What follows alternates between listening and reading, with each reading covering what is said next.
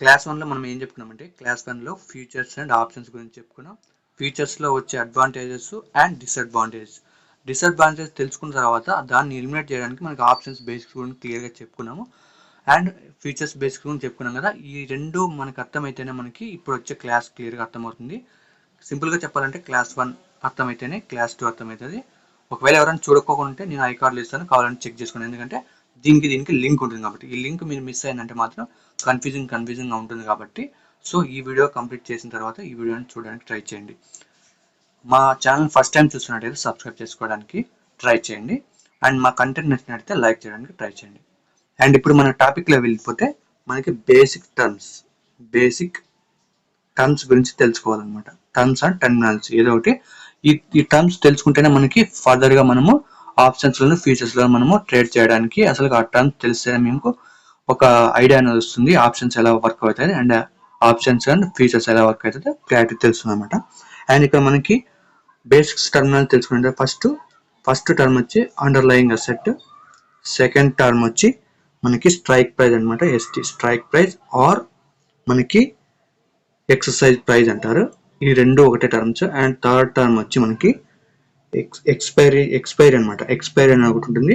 And fourth term వచ్చి premium, fifth term వచ్చి buyers, sixth term వచ్చి సెల్లర్స్, సెవెంత్ టర్మ్ వచ్చి లాట్ సైజ్, ఎయిత్ టర్మ్ వచ్చి open interest, ninth term వచ్చి మనం దీంట్లో 3 డివైడ్ చేసుకుంటూ ట్రై చేస్తాను. ఒకటొకటి క్లియర్గా చెప్తాను, అది క్లియర్గా వింటేనే మీకు అర్థమవుతుంది. ఫస్ట్ అండర్లయింగ్ అసెట్ గురించి చూద్దాం. అండర్లయింగ్ అసెట్, ఇది అండర్లయింగ్ అసెట్ ఎందుకు యూజ్ చేస్తుందంటే క్లియర్గా చెప్తాను చూడండి. మన ఎగ్జాంపుల్లో మనం ఏం చెప్పుకున్నామంటే ఎగ్జాంపుల్లో అండర్లయింగ్ అసెట్ అంటే మనకి ఒక ఫార్మర్ ఉంటాడు, ఒక డీలర్ ఉంటారు. మొన్నటి వీడియోలో మనం లింక్ చేసుకుంటున్నాం కాబట్టి ఈ ముందు వీడియో చూస్తేనే ఈ వీడియో అర్థమడానికి ట్రై చేస్తుంది, కానీ లేదంటే మీకు అర్థం కాదు. సో ఫార్మర్ దగ్గర టమోటోస్ ఉన్నాయి కదా, ఆ టమోటోస్నే మనము అసెట్ అంటాం అనమాట. అసెట్ ఇదే మనకి అండర్లయింగ్ అసెట్ అవుతుంది. అండర్లయింగ్ అసెట్ ఇతనికి ఇది ఆస్తి. ఈ ఆస్తిని తీసుకొని వెళ్ళి డీలర్కి అమ్ముతాడు కాబట్టి ఇతనికి ఉన్న ఆస్తి ఏమంటే టమోటోస్.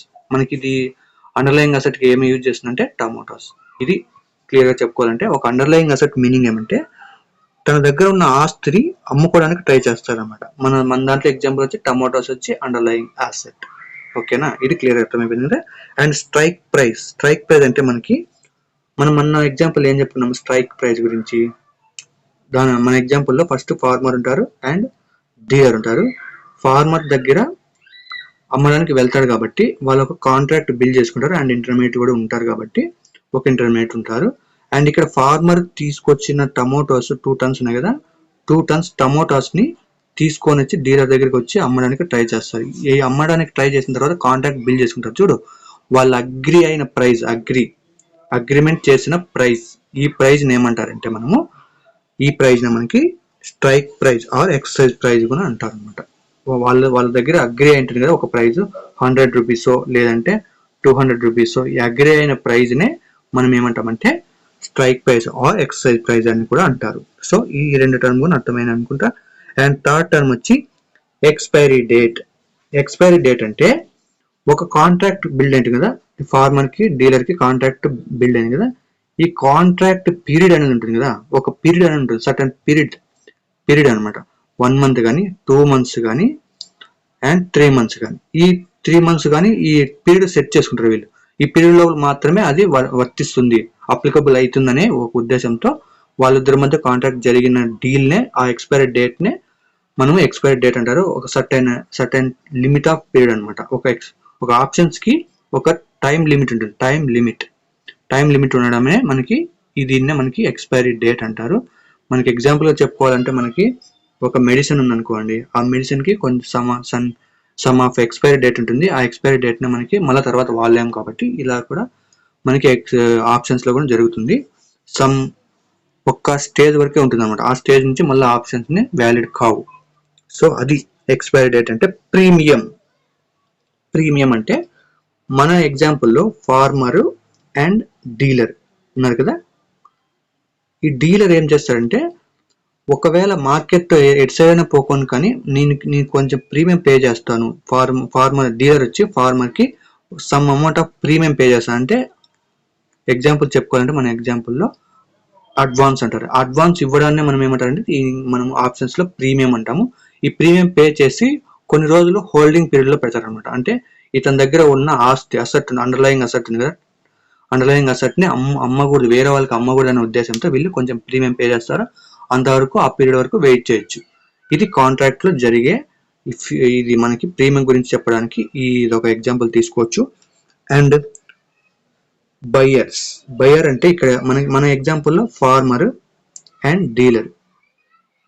ఓకేనా, ఫార్మర్ వచ్చి మనకి సెల్లర్ అవుతాడు, డీలర్ వచ్చి మనకి బయర్ అవుతాడు. బయర్ ఎప్పుడైనా సరే గుర్తుపెట్టుకోండి, బయర్ ఎప్పుడైనా సరే ప్రీమియం పే చేస్తారు. ఎవరికి? సెల్లర్కి.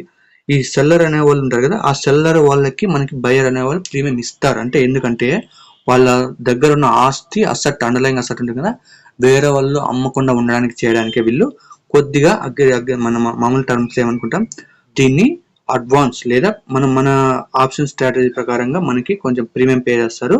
దాన్నే మనం ప్రీమియం కింద కన్సిడర్ చేస్తాం అనమాట. ఇది ప్రీమియం గురించి. అండ్ బయర్ ఎప్పుడైనా సరే బయర్ అనేవాడు ప్రీమియం పే చేస్తాడు, గుర్తుపెట్టుకోండి, ప్రీమియం పే చేస్తాడు. ఓకేనా. సెకండ్ వన్ వచ్చి సెల్లర్స్. మన ఎగ్జాంపుల్ ఏం చెప్పుకున్నాం, ఫార్మర్ ఉంటాడు అండ్ డీలర్ ఉంటాడు. డీలర్ మధ్య కాంట్రాక్ట్ జరుగుతుంది కదా, ఈ కాంట్రాక్ట్ పీరియడ్ నే మనం ఎక్స్పైరీ డేట్ అనేది చెప్తాం కదా, ఒక సర్టన్ లిమిట్ ఉంది కదా, దాన్ని ఎక్స్పైరీ డేట్ అంటాము. ఇప్పుడు మనం ఏం చెప్పు, సెల్లర్ ఎప్పుడైనా సరే, సెల్లర్ ఎవరైతారు ఇక్కడ మనకి, ఫార్మర్ అవుతాడు. ఫార్మర్ ఎప్పుడైనా డీలర్ వచ్చి పే చేస్తాడు కదా, దీన్ని ప్రీమియం అంటాము.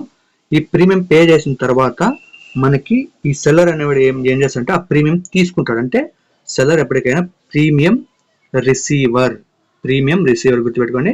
బయర్ వచ్చి ప్రీమియం పే చేస్తాడు, సెల్లర్ వచ్చి ప్రీమియం రిసీవ్ చేసుకుంటాడు అనమాట. రిసీవ్ ఎప్పుడైనా సెల్లర్ తీసుకుంటాడు కానీ బయర్ ఎప్పుడు రిసీవ్ తీసుకోడు. బయర్ ఎప్పుడైనా ఇస్తాడు కానీ సెల్లర్ ఎప్పుడు తీసుకుంటాడు. ఇది గుర్తుపెట్టుకోవడానికి ట్రై చేయండి, ఎందుకంటే ఇంపార్టెంట్ పాయింట్ కాబట్టి. అండ్ సెల్లర్స్ అయిపోయిన తర్వాత మనకి లాట్ సైజ్ వస్తుంది. లాట్ సైజ్ అంటే మన ఎగ్జాంపుల్లో క్లియర్గా చెప్పుకోవడానికి, మన ఎగ్జాంపుల్లో లాట్ సైజ్, మన ఎగ్జాంపుల్లో ఫార్మర్ ఉన్నారు అండ్ డీలర్ ఉన్నారు కదా, ఈ ఫార్మర్కి డీలర్కి కాంట్రాక్ట్ కుదురుతుంది. అండ్ మన ఎగ్జాంపుల్లో లాట్ సైజ్ వచ్చి ఇక్కడ టమోటాస్ ఉన్నాయి కదా, అండర్లయింగ్ అసెట్ వచ్చి టమోటాస్. ఈ టమోటాస్కి ఎంత వెయిట్ ఉంది, ఎంత వాళ్ళ దగ్గర ఎంత ఉన్నది అనే దాన్ని చెప్పడానికి మనకి లాట్ సైజ్ అంటారు. ఇక్కడ మనకి వచ్చి 2 tons అని చెప్పుకున్నాం. 2 tons అనేది ఇక్కడ లాట్ సైజ్ అవుతుంది. లాట్ సైజ్ ఆప్షన్స్ లో కానీ ఫీచర్స్ లో కానీ ఒక లాట్ ఉంటుంది, ఆ లాట్ ని మనం మెన్షన్ చేస్తాం అనమాట. ఎగ్జాంపుల్ గా మనకి నిఫ్టీలో అయితే 50 సైజ్ ఉంటుంది. 50 సైజ్ అంటే ఒక లాట్ కిందకి వస్తుంది. అండ్ బ్యాంక్ నిఫ్టీకి విషయానికి వస్తే 25 అంటే అది ఒక లాట్ కిందకి వస్తుంది అనమాట. ఇప్పుడు సపోజ్ మీరు 2 లాట్స్ తీసుకోవాలంటే 100 క్వాంటిటీ తీసుకోవాలి. 100 క్వాంటిటీ తీసుకుంటే 2 లాట్స్ కిందకి వస్తుంది. సో ఇది మన స్టాక్ మార్కెట్ ప్రకారంగా. అండ్ ఇంకో టర్మినల్ వచ్చి ఓపెన్ ఇంట్రెస్ట్. ఓపెన్ ఇంట్రెస్ట్ ఎలా క్యాలిక్యులేట్ చేస్తారంటే, మనము మన ఎగ్జాంపుల్లో మనకి ఫార్మర్ డీలర్ ఉన్నారు కదా, ఫార్మర్ డీలర్ కి ఎన్ని కాంట్రాక్ట్స్ జరుగుతున్నాయి, సపోజ్ ఇక్కడ జరిగినది ఒక కాంట్రాక్ట్ కాబట్టి 1 ఓపెన్ ఇంట్రెస్ట్ జరిగింది. ఓపెన్ ఇంట్రెస్ట్ అంటే వాళ్ళిద్దరి మధ్య జరిగిన ఎన్ని కాంట్రాక్ట్స్ జరిగినాయి. సపోజ్ వేరే వ్యక్తి వచ్చి అదే ఫార్మర్ దగ్గర ఇంకో కాంట్రాక్ట్ బిల్ చేసినాను అనుకోండి, ఇంకో డీలర్ వచ్చి కాంట్రాక్ట్ బిల్ చేసుకుంటే గిన అది మనకి సెకండ్ పొజిషన్ అవుతుంది. సెకండ్ పొజిషన్ ఓపెన్ ఇంట్రెస్ట్ అవుతుంది అనమాట. ఓపెన్ ఇంట్రెస్ట్ ఎన్ని కాంట్రాక్ట్ బిల్డ్ అవుతున్నాయి వాళ్ళిద్దరి మధ్య, ఇంకా వేరే వాళ్ళు వచ్చి కాంట్రాక్ట్ బిల్ చేస్తున్నారు అనే దాన్ని రిప్రజెంట్ చేసేదానికి మనకి ఓపెన్ ఇంట్రెస్ట్ అంటారు. ఒకవేళ వాళ్ళిద్దరి మధ్య కాంట్రాక్ట్ క్లియర్ అయితే మనకి ఇక్కడ ఓపెన్ ఇంట్రెస్ట్ తగ్గిపోతూ ఉంటుంది.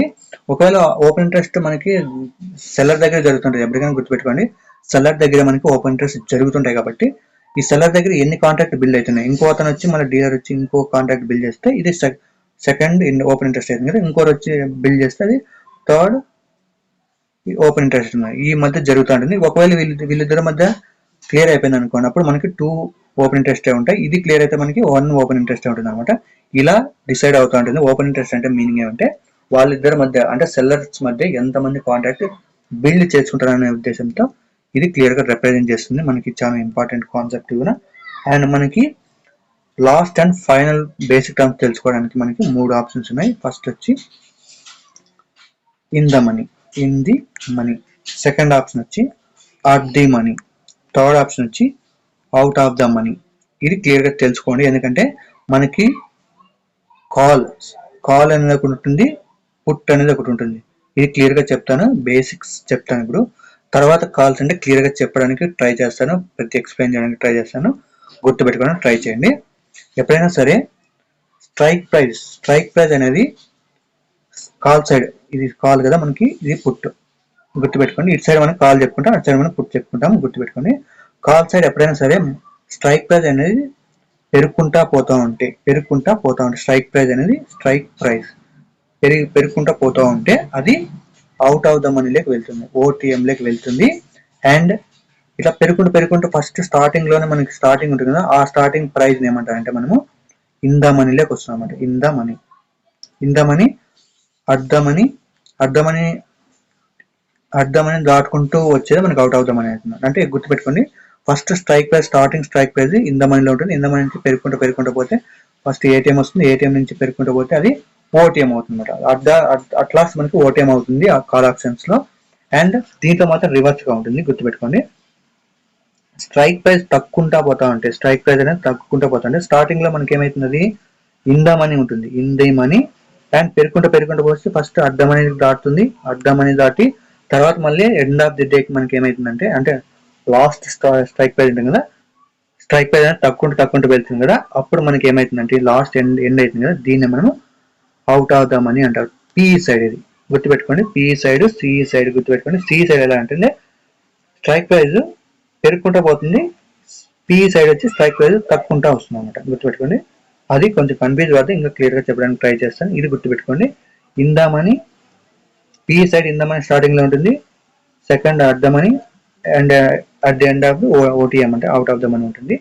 ఫస్ట్ సిఈలో వచ్చి మనకి ఇన్ ద మనీ ఉంటుంది, ఐటీఎం, ఏటీఎం మళ్ళీ next, and end of the డేకి మనకి end of the strike price కి మనకి ఓటీఎం ఉంటుంది. ఇది గుర్తుపెట్టుకోవడానికి ట్రై చేయండి, ఎందుకంటే చాలా ఇంపార్టెంట్ కాన్సెప్ట్స్ కాబట్టి. మన నచ్చినట్లయితే లైక్ చేయండి, మీ ఫ్రెండ్స్ అండ్ ఫ్యామిలీతో షేర్ చేయండి. Thanks for watching.